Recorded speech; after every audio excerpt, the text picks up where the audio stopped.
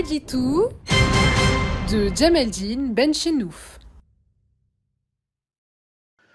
Salam alaikum, Zulfilaoun, bonsoir.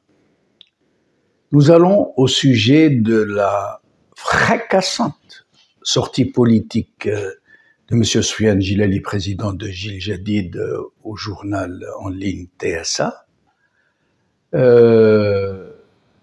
Nous allons faire un édito en 2 ou peut-être même en 3 parties, parce que contrairement à ce qui se passe, c'est-à-dire la non-réaction à une telle sortie politique, où M. Soufiane Jilali s'est exprimé clairement contre le 2e mandat de Tebboune, et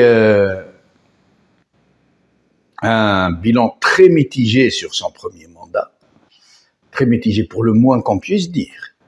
Et quand on connaît l'hyper-irascibilité, l'irascibilité quasi hystérique de M. Tebboune, quand on le remet en cause ou quand on s'attaque à lui, il y a de quoi s'étonner en fait de ce manque de réaction à cette sortie politique. Et donc, aujourd'hui, je vais seulement me contenter de vous lire quelques extraits de cette interview que vous pouvez consulter sur le site de TSA dans l'entièreté. Mais je consacrerai une 2e partie, ou peut-être même une 3e partie, à la lecture de cette sortie, à ce qui se cache derrière. Avons-nous affaire, en l'occurrence, à la sortie très courageuse d'un chef de parti politique très lucide et qui tire une véritable sonnette d'alarme, ou serait-ce autre chose? Nous y reviendrons donc dans la suite. Aujourd'hui, je vais seulement vous lire quelques extraits qui m'ont paru très utiles à mettre en exergue. Alors, question du journaliste. Quelle lecture faites-vous de la décision d'avancer la date de l'élection présidentielle de 3 mois? Réponse de M. Soufiane Jilali. Les raisons exactes de cette anticipation restent peu claires. Le président de la République a parlé de questions techniques sans plus de précision. Par contre, l'éditorial de l'APS était parti dans un commentaire peu rassurant.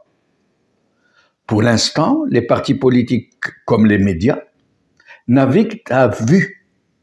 Le fait qu'aucun débat sérieux n'ait été ouvert et que les médias publics et privés soient toujours très frileux sur la question n'encourage personne à se dévoiler. J'ai à plusieurs reprises déclaré que la marginalisation des partis politiques et le retour à une forme de discours unique avec la fermeture des médias n'était pas une solution.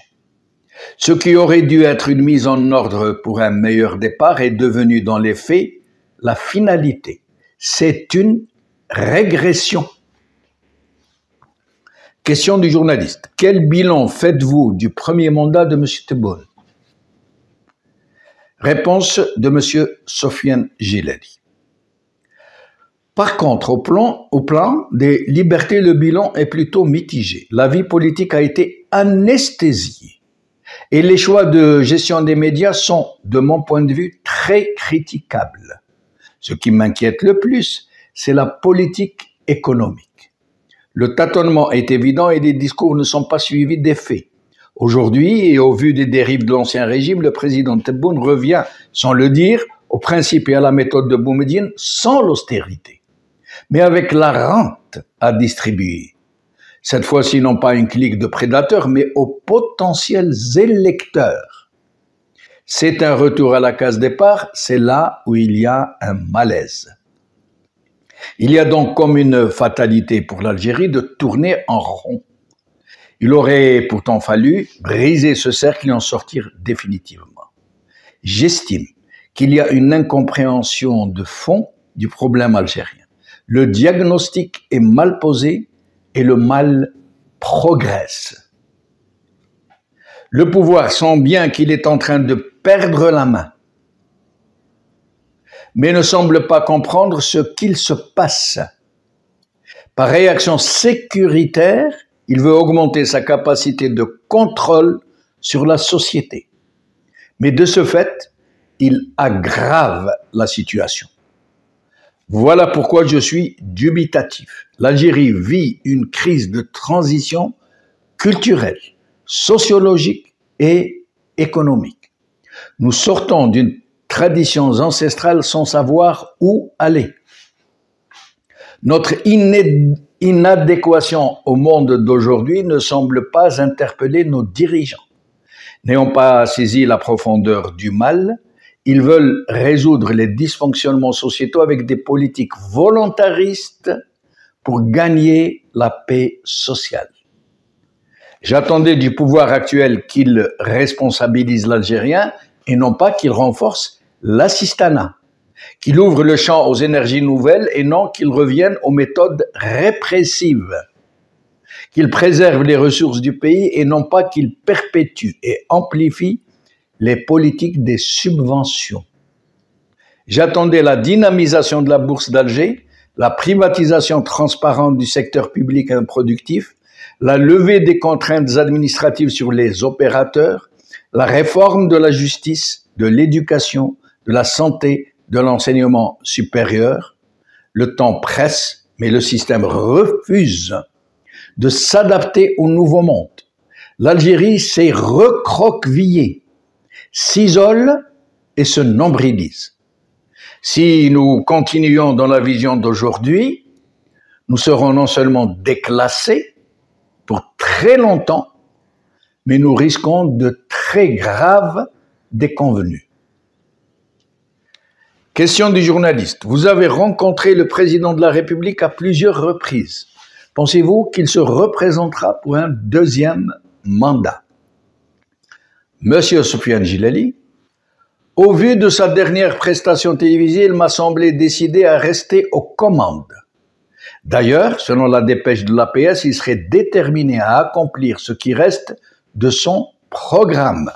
C'est là où le vrai débat devrait commencer. Est-ce que l'Algérie se portera mieux avec cette politique? À mon avis, notre pays a besoin d'un changement paradigmatique. Il faut résolument sortir de l'esprit de la distribution de la rente. Il faut mettre le pays au travail. L'organisation politico-administrative est sclérosée. Nous avons donc besoin de profondes réformes qui sont d'autant plus indiquées que le pays est relativement stable pour le moment. Aujourd'hui, l'argent est thésaurisé et surtout transféré à l'étranger. Nos banques sont encore archaïques et la devise est achetée sur les trottoirs sous les balcons du tribunal d'Alger. Les nouvelles générations fuient le pays et aucune élite sérieuse n'a été constituée. La médiocrité règne. Quelle Algérie allons-nous construire ainsi? Un deuxième mandat a de fortes chances de se transformer en un malheureux échec qui sera autant pénible pour lui que pour le pays. J'espère que vous aurez l'occasion, le souhait de creuser davantage la question qui se pose.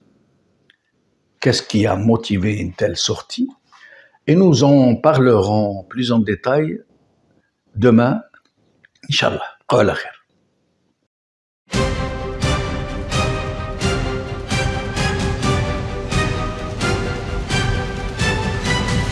L'édito de Djemeldine Benchenouf.